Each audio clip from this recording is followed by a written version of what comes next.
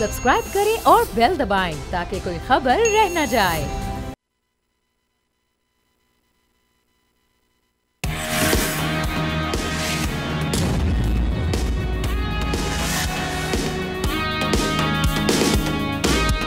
अस्सलामुअलैकुम नाज़रीन, आप देख रहे हैं न्यूज़ पंच। मैं हूं आमना खटाना। आज का जो हमारा प्रोग्राम है, चूँकि अमेरिका में आज इलेक्शंस हो रहे हैं और इससे रिलेटेड आज हम प्रोग्राम करने जा रहे हैं, जिस तरह से हमने कल भी जिक्र किया था। लेकिन अभी जो सारी सूरत हाल है, 50 स्टेट्स हैं, 25 करोड़ वोटर्स हैं जो अपना हक़ राय दही इस्तेमाल कर रहे हैं और मुख्तलिफ टाइम जोन्स के हवाले से हम देख रहे हैं कि वोटिंग का वक्त उसी वक्त शुरू हुआ और कब ख़त्म होगा, ये सब में डिफरेंटली हम देखेंगे।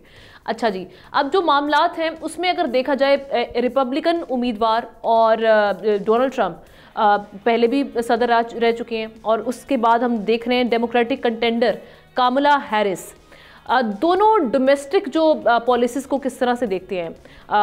अमेरिका के जो इस वक्त अहम मसाइल हैं, जिसमें इक्तसादी मसाइल होंगे, इसमें इलीगल इमिग्रेंट्स का मामला है, इसमें अबॉर्शन का एक मामला है, ये टैक्स पॉलिसी है, ये जो डोमेस्टिक मसाइल हैं, इस पर किसकी पॉलिसी या किसकी मुहिम जो थी वो मुतासर कुन दिखाई दे रही है, जो बहस मुबाहिसे में हमारे सामने आई है। साथ ही साथ अभी जो सारी सूरत हाल बनी है उस पर भी डिस्कशन करेंगे। मैं पैनलिस्ट का तारुफ करवा देती हूँ। एहतशाम, डॉक्टर दानिश, शहजादा जुल्फ़िकार, ज़ाहिर शाह शिराजी हमारे साथ प्रोग्राम का हिस्सा हैं। आप तमाम का बेहद शुक्रिया।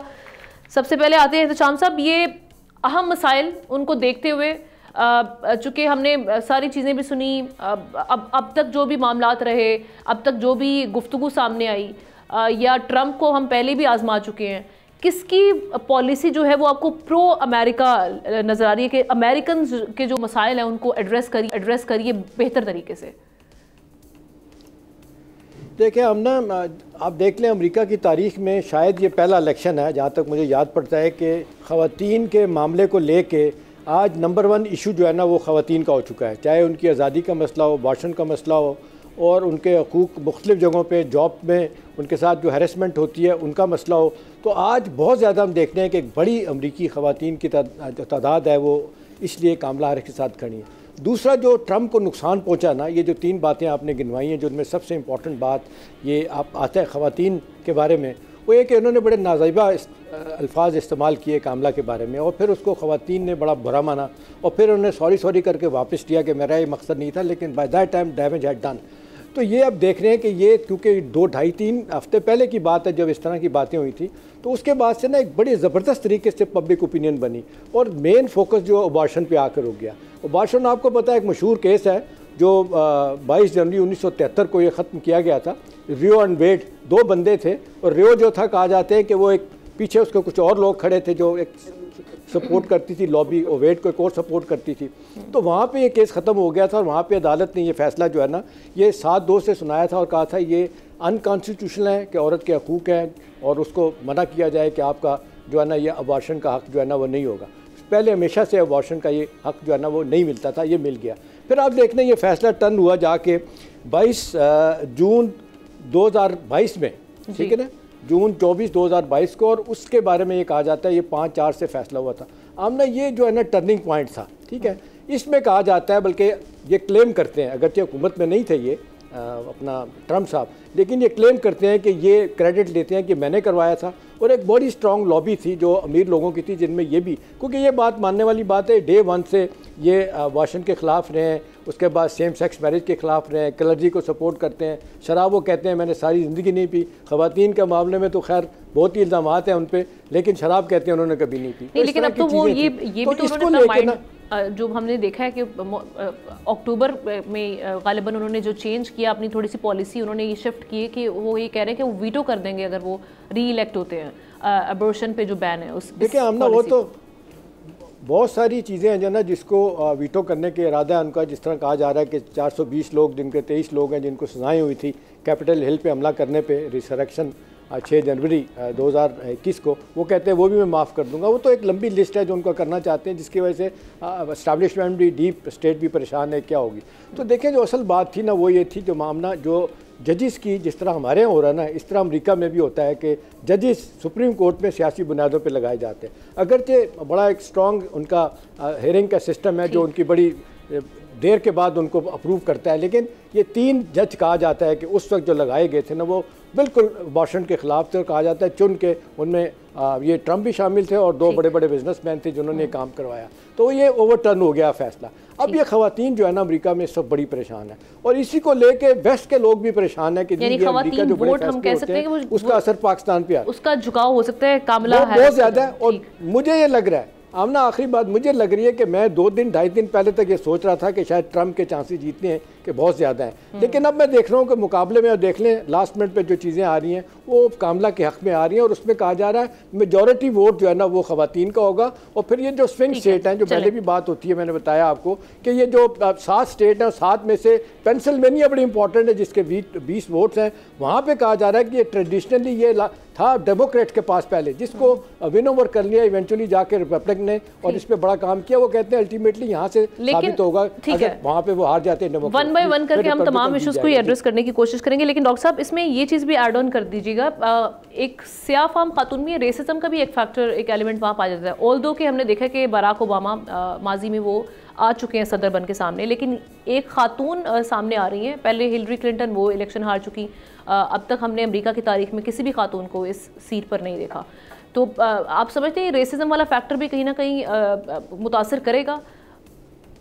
नहीं, ये फैक्टर जो है वो बहुत ही मिनिमल है अमेरिका की सियासत के लिहाज से। लेकिन जो पहला सवाल था आपका कि अमेरिका के इस वक्त जो अट्रैक्शंस है, इन दोनों की पॉलिसीज़ क्या हैं, जब आप स्विंग स्टेट्स के वो पूछेंगे हमसे कि क्या उसकी इस वक्त रेटिंग चल रही है, तो वो मैं बताऊंगा बाद में। लेकिन इस वक्त मैं बता दूं कि अमेरिका के अहम मसाइल में मईशत है, सेहत की सहूलियात है, इमिग्रेशन है, माहौलियात है, जराइम की शरह है और तालीमी निज़ाम शामिल है। दोनों जमातें इन मसाइल पर मुकम्मल तौर पर अपने नुक्ता नज़र से स्विंग स्टेट समेत और लोगों को, अमेरिकन जो लोग हैं उनको अट्रैक्ट करने की कोशिश कर रही हैं। अब ज़रा सा फ़र्क बता देता हूँ कि कौन सी पार्टी क्या क्या उसका पॉइंट ऑफ व्यू है। मईशत पे रिपब्लिकन जमात टैक्स कटौती और आज़ाद मंडी की हिमायत करती है, और ये जो अमीर तरीन लोग होते हैं ना उनको फेवर जाती है, जबकि डेमोक्रेट्स अवामी जो फलाही प्रोग्राम्स और मुतवसत तबके के लिए टैक्स सहूलतें देने का वादा करते हैं। सेहत के हवाले से जैसे आपने अबॉर्शन का कहा, वो बहुत ही इंपॉर्टेंट इशू है जो कि कैमला हैरिस लेके चल रही हैं। डॉक्टर साहब कनेक्शन हम एक दफ़ा फिर उनसे बहाल करने की कोशिश करते हैं। मैं जुल्फ़िकार साहब आपके जानिब आती हूँ। दोनों की पॉलिसीज़ अगर देखा जाए, किसके पास इन मसाइल का हल आपको लगता है कि बेहतर है या वो बेहतर तरीके से एड्रेस कर पाए हैं? आमना देखिए, जो भी उम्मीदवार होता है, कंटेंडर होता है, वो तो अट्रैक्ट करने की कोशिश करता है। अगर पिछले आप इलेक्शंस देख लें, पाकिस्तानी इलेक्शंस देख लें या अमेरिकन इलेक्शंस में आप उसको देख लें, तो अमेरिकन उसमें ज़्यादा से ज़्यादा वो कहते हैं कि हमारे पास हल है। हमारे जो कंटेंडर है वो ये कहता है कि हमारे पास हल है, इस 4 सालों में हम जो है बेरोज़गारी को कम करने की कोशिश करेंगे। और अगर उनकी पार्टी की पॉलिसी है कि वीज़ा शराइत ज़रा सख्त कर दें, इमिग्रेशन पॉलिसी सख्त कर दें, बाहर से आने वाले, क्योंकि जो ये एक अजीब सी बात है, अगर आप सर्वे पढ़ें कि जो लोग तो चले गए हैं, अमेरिका में जाके बस गए हैं, और जो बाहर से फॉरेनर गए हैं और वो जाके रच बस गए हैं, लेकिन वो दूसरे के लिए वो कहते हैं कि नए लोग जितने आएंगे वो मुश्किलात पैदा करेंगे हमारे लिए बेरोज़गारी में इजाफा होगा और जो सहूलियात हैं वो ज़्यादा उठाएंगी। जिस तरह ट्रम्प की पॉलिसी, जैसे मैंने कल भी कहा था, ट्रम्प की पॉलिसी ये है कि जो फॉरेन इमिग्रेंट्स अगर आते हैं उनकी शराइत को सख्त कर दें। तो वो इसी तरह अबॉर्शन का जो एक इशू है, इकोनॉमी का इशू है, ये एक ऐसे इश्यूज़ हैं, हेल्थ के इश्यूज़ हैं। तो ये दोनों ये कहते हैं कि हम ज़्यादा बेहतर अंदाज में वो कर सकते हैं। फॉरेन पॉलिसी पर वो कहते हैं ज़्यादा बेहतर अंदाज में हम वो कर सकते हैं। अब तक जितनी सर्वे आ रहे हैं तो उसमें जिस तरह इत्तेशाम साहब ने अपना एक शो किया अपना कि पहले मुझे लगता था कि ट्रम्प जो है वो जीत जाएगा, लेकिन अब मुझे उसके इम्कान जीतने के कम नजर आ रहे हैं।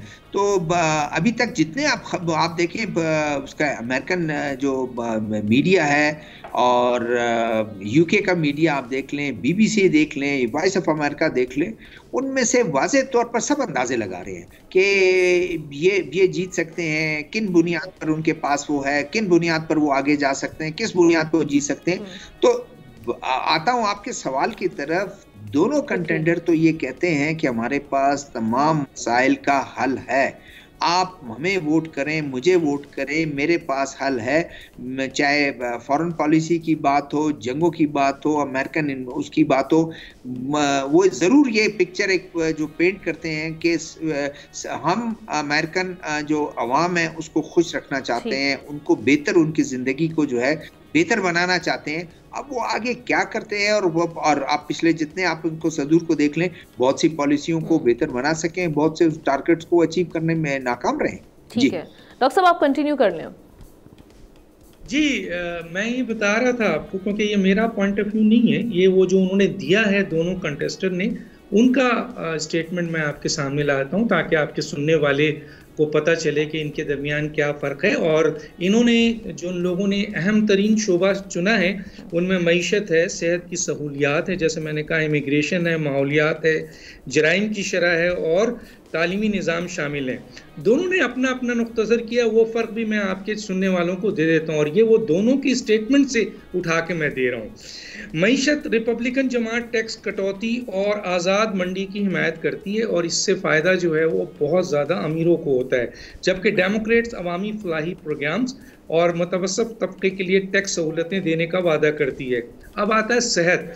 सेहत में डेमोक्रेट्स अवामी सेहत के निज़ाम को वसअत देना चाहते हैं, जबकि रिपब्लिकन्स प्राइवेट सेक्टर को फ़रोग़ देने पर जोर देते हैं। माहौलियात, डेमोक्रेट्स माहौलियात के तहफ़्फ़ुज़ के हामी हैं, जबकि रिपब्लिकन माहौलियाती क़वानीन में नरमी की हिमायत करते हैं ताकि सनतों को सहूलत मिले।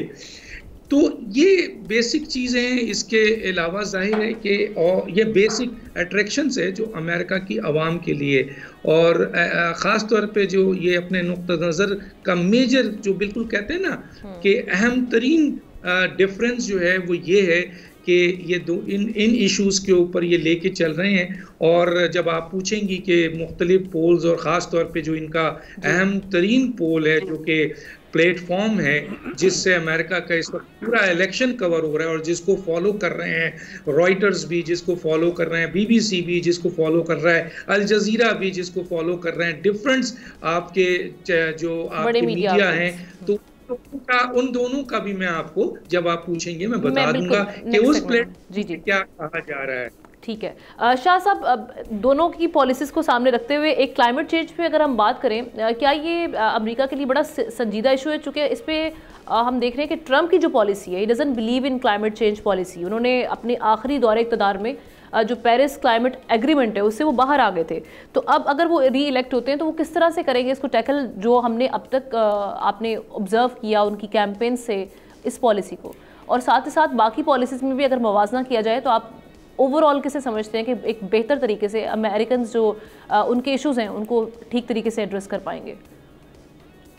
देखिए जी, जो आम अमेरिकन हैं, और जैसे डॉक्टर साहब ने कहा कि उनके अपने जो हेल्थ के हवाले से पॉलिसीज़ हैं, इंडस्ट्री के हवाले से पॉलिसीज़ हैं, अपने हेल्थ और अबॉर्शन के हवाले से जो बातचीत हुई, दोनों का कन्फ्लिक्टिंग ऑब्वियसली चीज़ है। अब ओवरऑल अगर हम देखा जाए क्लाइमेट चेंज के हवाले से, कामेरा के हवाले से ये कहा जा सकता है कि उनकी जो बाइडेन एडमिनिस्ट्रेशन थी वो फॉलो करते रही है ग्रीन जो रेवोल्यूशन के हिसाब से ओवरऑल क्लाइमेट चेंज के वो हामी रहे हैं।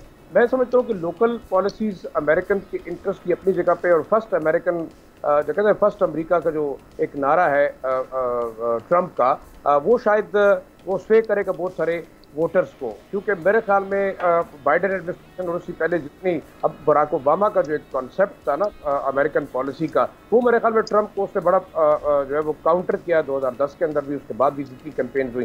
तो मैं ये समझता हूँ कि मेरे ख्याल में ट्रम्प शायद वो एज करेगा। उसके रीज़न ये है कि अगर पॉपुलर वोट कामिला लेती भी है, इलेक्टोरल रोड जो 270 है इलेक्टोरल वोट जो है वो शायद उनको जो है बड़ा हेल्प आउट करेगा। और देखिए कि इस वक्त हमारे पास 7 स्विंग स्टेट है, उसके अंदर नॉर्थ कैरोलिना को आप कर दें।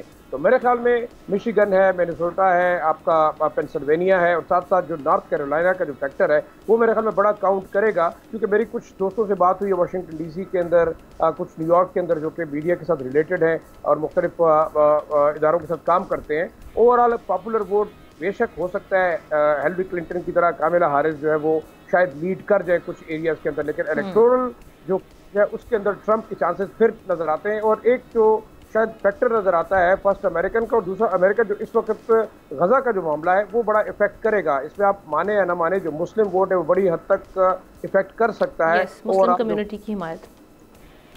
तो देखिए यूक्रेन वार बड़ी इंपॉर्टेंट है, इकोनॉमी बड़ी इंपॉर्टेंट है अमेरिका के लिए, क्योंकि देखिए अमेरिकन खुद इस वक्त एक बड़े फाइनेंशियल जो हालात है वो शायद इतने ज़्यादा एज कंपेरेटिवली जो है वो बेहतर नज़र नहीं आते। बहुत सारे लोगों के लिए रिसेशन का मामला है, कोविड के बाद लोगों को मसाइल हैं। आप देखें बहुत सारी जॉब्स लोगों की वहाँ भी गई हैं। और ओवरऑल देखा जाए मेरे ख्याल में शायद कोशिश अमेरिकन जो इस वक्त वोटर है वो टिल्टेड नज़र आएंगे towards Trump. Number of policy जो कि हमने डिस्कस की, डॉक्टर साहब ने भी की। अब देखिए लेकिन एक चीज आखिरी चीज है वो ये है कि नेक एंड नेक फाइट है। मैं नहीं समझता कि इतना आसान होगा, क्योंकि सर्वेज अपनी जगह पे बिल्कुल ठीक है, इस पे हम बात करेंगे। नेक टू नेक जो फाइट हम देख रहे हैं, पोल्स जो क्लोज हैं, लेकिन हम देख रहे हैं कि जो डोनाल्ड ट्रंप हैं वो ये प्रिडिक्ट कर रहे हैं कि वो बड़े मार्जिन से लीड से जीतने वाले हैं। क्या उनकी ये प्रेडिक्शन या जो उन्होंने एक रिक्वेस्ट की है सपोर्टर से, ये सही साबित होगी या नहीं होगी? एक ब्रेक लेते हैं, ब्रेक के बाद।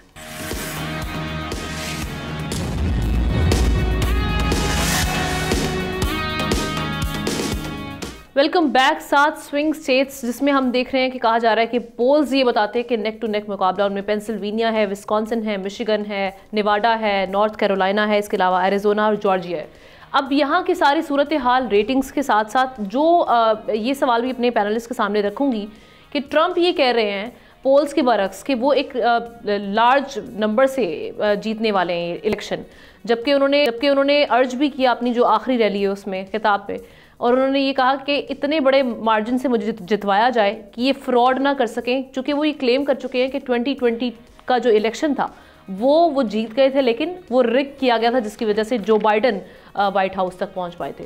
तो डॉक्टर साहब किस तरह से देख रहे हैं उनकी इस प्रेडिक्शन को, और साथ ही साथ क्या रेटिंग्स चल रही हैं जो आप बात भी कर रहे थे वहाँ पर? अब ये प्रेडिक्शन ट्रम्प कर रहे हैं, ट्रम्प को लोग सीरियस लेते नहीं है, स्टेट डिपार्टमेंट वाले बकौल बहुत सारे लोगों के। बहरहाल उनकी प्रेडिक्शन है, उनकी राय अच्छा है। शहबाज शरीफ ने भी कहा था हम 2/3 मेजोरिटी से जीत रहे हैं, लेकिन 17 सीटें उनको मिली थी, लेकिन फिर बाहर हुकूमत बना ली। मैं इस पे ज़्यादा बात नहीं करना चाहता। तो प्रेडिक्शन करना अच्छा है, लेकिन प्रेडिक्शन जो अहम तरीन इदारे कर रहे हैं वो बहुत ही इंपॉर्टेंट है।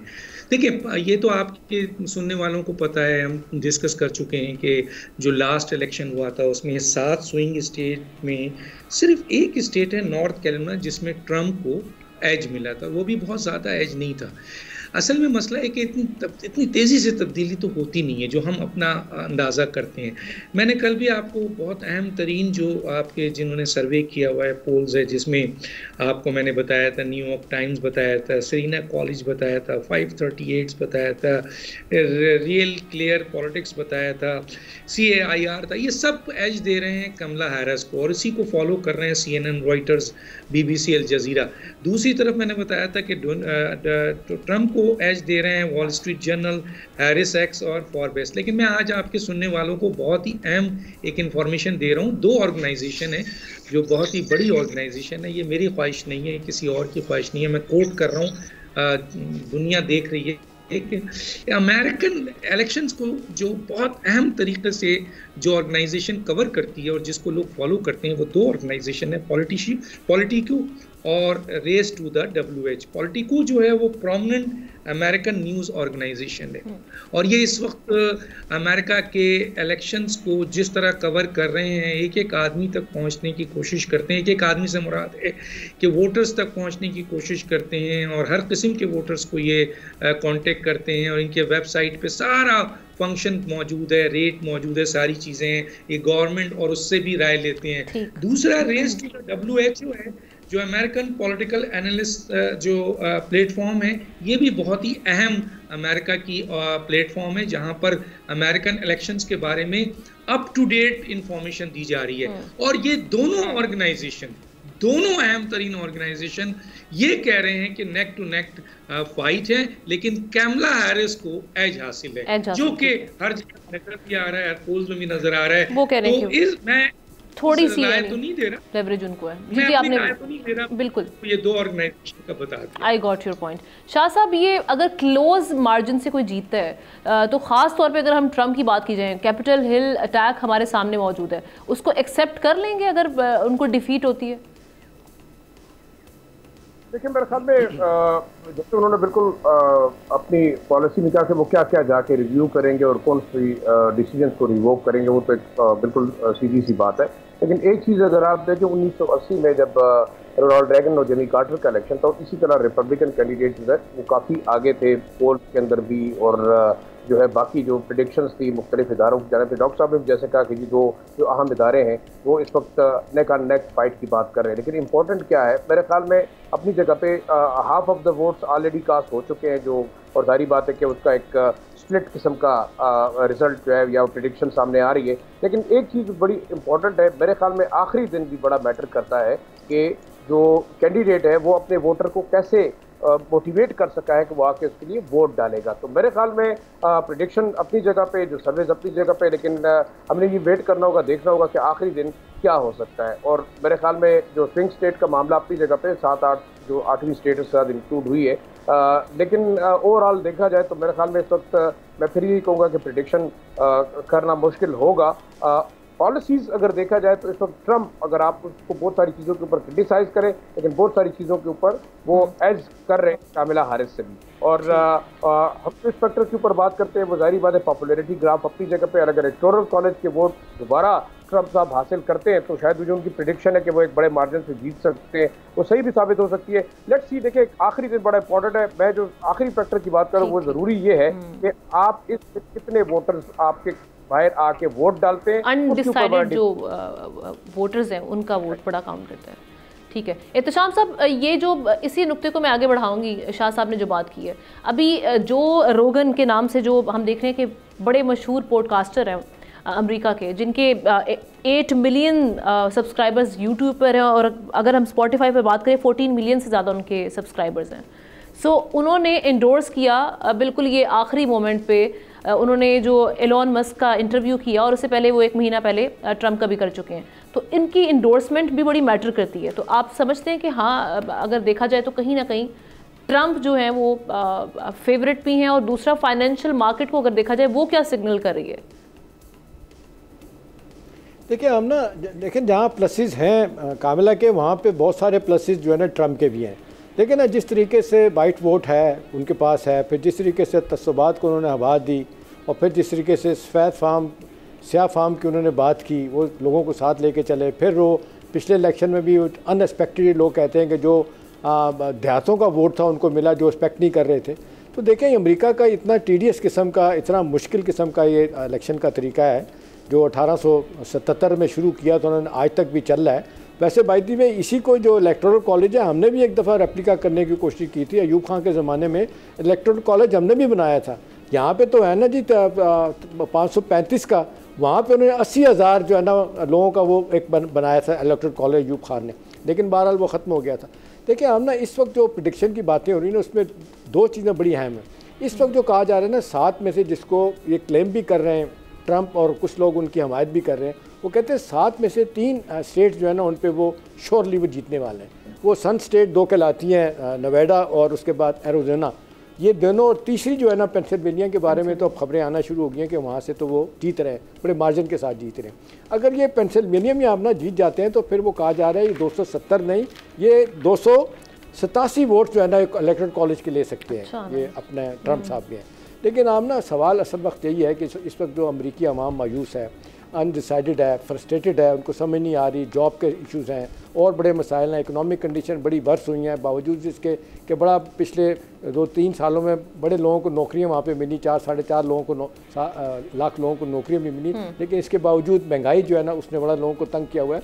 तो फिर ये एक तो एक्सटर्नल महाज जो है ना यूक्रेन वाला और गज़ा वाला, ये भी किसी हद तक फैक्टर जो है ना वो आएगा, लेकिन ज़्यादा आमना जो है ना इंटरनल पॉलिसीज़ पे है ना, जिससे हम सब लोग बात कर रहे हैं, हेल्थ का इशू है, जॉब क्रिएशन है, उसके बाद अबॉर्शन के मामलात हैं, और फिर उसके बाद इमिग्रेंट्स का बहुत बड़ा इशू है जिसको एक्सप्लॉइट किया बड़े तरीके से अपना क्या कहते हैं ट्रम्प ने। आपको याद है जब पिछली हुकूमत में आए थे तो आते ही इन्होंने 7 मुस्लिम ममालिक से उन्होंने कहा था कोई जो है ना इमिग्रेंट्स नहीं आएगा, किसी को वीज़ा भी नहीं दिया जाएगा, विजिट वीज़ा नहीं भी दिया जाएगा। बाद में आपने देखा लोग अदालतों में चले गए, उनका फैसला गलत करार दे दिया गया। तो ये इस वक्त कोशिश कर रहे हैं जिसको कहते हैं ना कि ये इस वक्त लोगों की किस्मत से खेलने का, लोगों के मिजाज से खेलने का फैसला कर रहे हैं। अगर इसी चीज़ को जुल्फ़िकार साहब अगर हम देखें, ये इमिग्रेंट्स वाला जो मामला है, इसमें कहीं ना कहीं वो बात तो अमेरिकन के हक में ही कर रहे हैं कि भाई आपका हक ये खा जाते हैं, जहाँ आपके टैक्स का पैसा इन पर लग रहा होता है, सारी अयाशियाँ ये लूट रहे होते हैं। तो वो ये जो इमिग्रेंट्स वाले मामले पर आप समझते हैं कि ये ट्रंप के हक में जाता है, इससे नताइज जो हैं उनके हक में आएंगे? देखिए एक चीज़ मेरे ख्याल में एक नया पहलू है जो मैं देखा फाइनेंशियल टाइम की रिपोर्ट, अगर एहतियात की बात करें और इश्तिहारात की, जो सियासी इश्तिहारात की बात करें तो उसमें कामला जो है वो काफ़ी ऊपर है।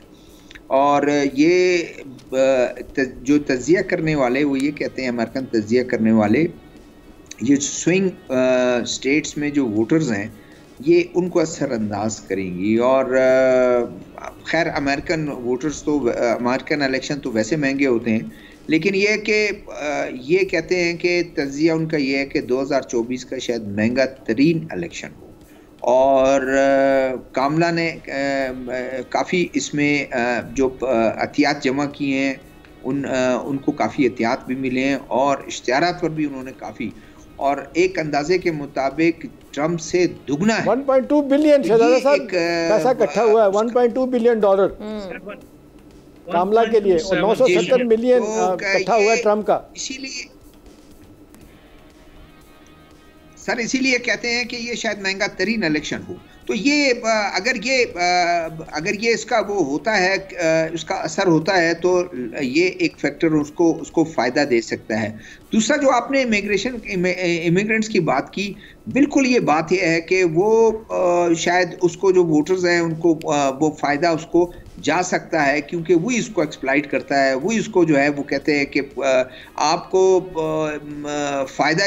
बल्कि मैं तो एक पढ़ रहा था कई रिपोर्ट्स, इवन पाकिस्तानी जो हैं, पाकिस्तानी भी खुश हैं कि भाई जो बाहर से मज़ीद जो लोग आएंगे हमारे लिए मुश्किलात ज़्यादा बढ़ेंगी, कि वो खुद तो चले गए, जब वो कल तक वो वही थे जो आज जाना चाह रहे हैं, 10 साल पहले, 15 साल, 20 साल पहले, आज वो जाकर गए, ग्रीन कार्ड होल्डर हो गए, या उनका वीज़ा जो है उनको मिल गया, ग्रीन कार्ड उस प्रोसेस में है, सारा कुछ 6 लगते हैं, 7 साल लगते हैं, लेकिन वो कहते हैं कि नए आने वाले जो है हमारे लिए मुश्किलात ज़्यादा, एम्प्लॉयमेंट का वहाँ पे सबसे बड़ा मसला है। बिल्कुल ठीक है जी डॉक्टर साहब, एम्प्लॉयमेंट का इतना नहीं, मईशत का काफी मसला है, और मईशत का काफी उसको जी लाइटर नोट पे हम ना ये जो शहजाद साहब बात कर रहे हैं ना, मीडिया की बड़ा पैसा वहाँ पे चला है, तो मुझे याद आ रहा है इसके बारे में पंजाबी में कहते हैं कि जी अदालत कहती है चुक के रख, हुकूमत कहती है मुठ रख, मीडिया कहता है एथे रख, तो वहाँ पे तो माल बनाया जा रहा है ढेरों ढेर। चलें जी, इसी जुमले के साथ ब्रेक पर जाने से पहले मैं शुक्रिया अदा करूँगी, डॉक्टर साहब हमारे साथ थे, शहजादा जुल्फ़िकार साहब, ज़ाहिर शाह शराजी, हम सब साथ ही रहेंगे। ब्रेक के बाद ज्वाइन करेंगे अमरीका से हमारे नुमाइंदे और उनसे जानेंगे वहाँ की सूरत हाल।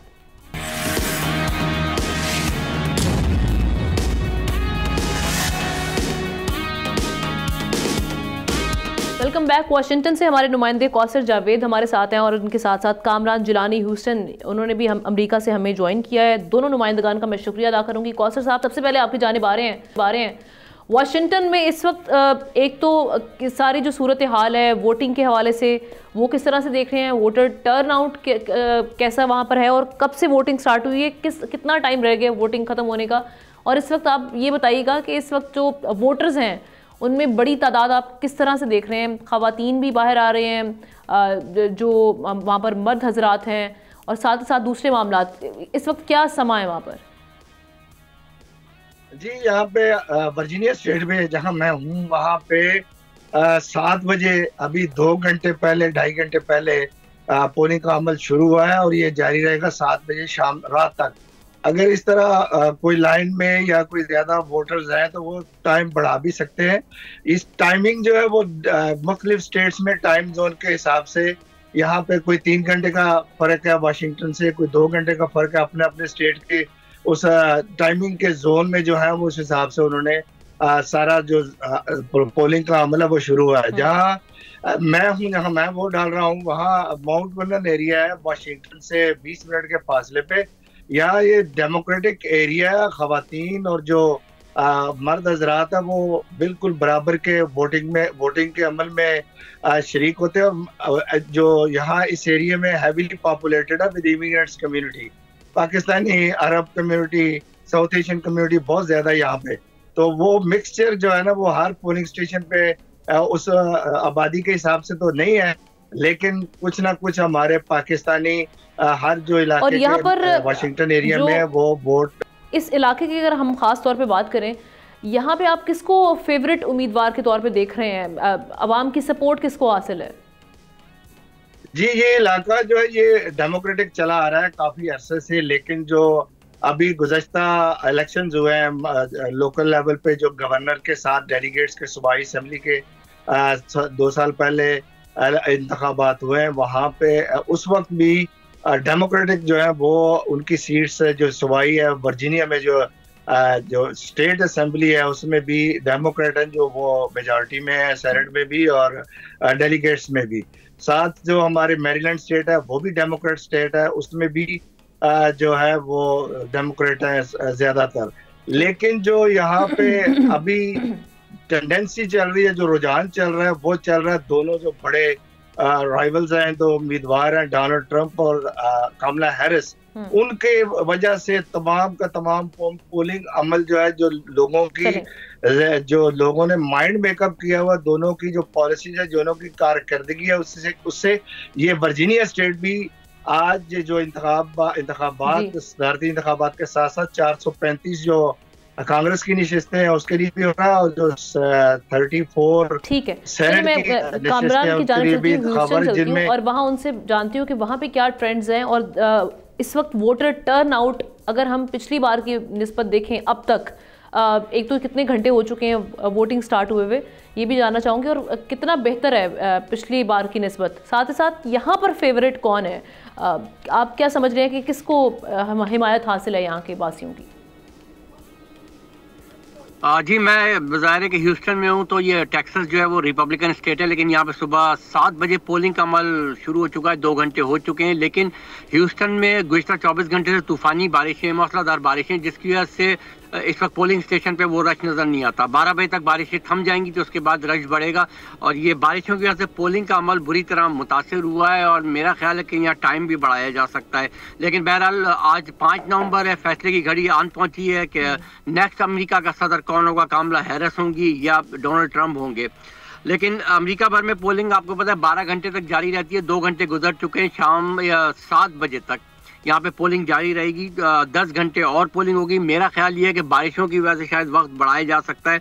इस वक्त जो टर्न आउट है वो वेरी लो है, तो इसके 12 बजे जब बारिशें थमेंगी तो जाहिर सी बात है कि वो होगा। लेकिन जो 24 घंटे के अंदर जो नए सर्वेज जारी हुए हैं उसमें कमला हैरिस ने गेन किया है। इवन जो स्विंग रियासतें हैं उनमें 5 रियासतों के अंदर कमला हैरिस ने गेन किया है।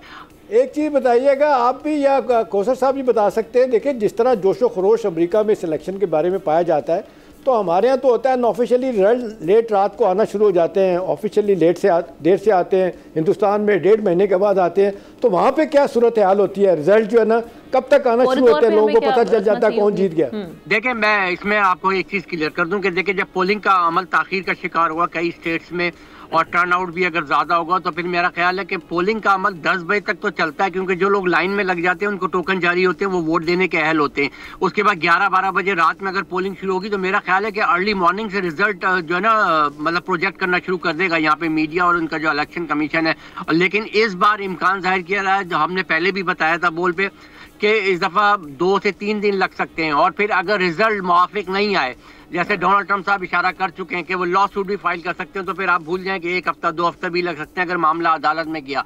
लेकिन आमतौर पे जैसे गुज़िश्ता इंतखाबात में हुआ था, बाइडन साहब जब फतह याब हुए थे, सदर बने थे, तो उस वक्त भी 4 दिन लगे थे ऑफिशियल अनाउंसमेंट आने में या जो रिजल्ट थे उनकी तस्दीक होने में। तो मेरा ख्याल है इस दफ़ा भी 3-4 दिन से कम नहीं लगेंगे रिजल्ट की तस्दीक होने में। अच्छा, एक और फैक्टर कौसर साहब एक चीज़ बताइएगा, कौसर साहब एक चीज़ बताइएगा, ये जो अभी बात कर रहे हैं भाईजान, अब एक चीज़ जो है ना, जो आमतौर पे लोग कह रहे हैं कि इस इलेक्शन के बारे में जो फियर्स हैं वो ये हैं कि ट्रंप साहब इलेक्शन हारते हैं तो वो तो इस रिज़ल्ट को कबूल नहीं करेंगे, इनको चैलेंज करेंगे। एक तो अदालत में चैलेंज करना होता है, दूसरा है कि जो एक दफ़ा पहले कर चुके हैं कैपिटल हिल पे हमला, और कुछ लोग कहते हैं उन्होंने ज़हन साजी कर दी है, हारने की सूरत में एक दफ़ा फिर तशद्दुद की तरफ लोग जाएंगे। आप ऐसी सूरत हाल देखते? जी, ऐसी सूरत हाल का कोई खदशा तो है, लेकिन आप देखें कि जो सिक्योरिटी अलर्ट है वो बिल्कुल हाई है। या व्हाइट हाउस में रात, अभी मैंने आपको खबर भी भी दिया कि जो व्हाइट हाउस के बाहर, जब व्हाइट हाउस को कॉर्डन कर दिया गया, तमाम तर इलाका जो उसका एक गालिबन 1 मील का इलाका, वो सारे का सारा कॉर्डन कर दिया गया। पूरी जो यानी सिक्योरिटी वहाँ पर हाई अलर्ट है। अगर इन केस रिजल्ट्स आते हैं और वो किसी कैंडिडेट के लिए नापसंदीदा होते हैं तो उसके बाद जो बनने वाली सूरत हाल है उसके लिए भी उन्होंने सिक्योरिटी इंतजाम कर रखे हैं वहाँ पर। कौसर जावेद हमारे साथ वाशिंगटन DC से और साथ मौजूद थे हमारे नुमाइंदे। बहुत शुक्रिया आप तीनों का मैं अदा करूँगी। प्रोग्राम का वक्त ख़त्म हुआ चाहता है, आपसे मुलाकात होगी अब कल, और साथ ही साथ हम नज़र रखेंगे जो रिजल्ट्स आएंगे उस हवाले से भी बोल न्यूज़ की ख़ुसूसी ट्रांसमिशन का सिलसिला भी जारी है। अल्लाह हाफ़िज़।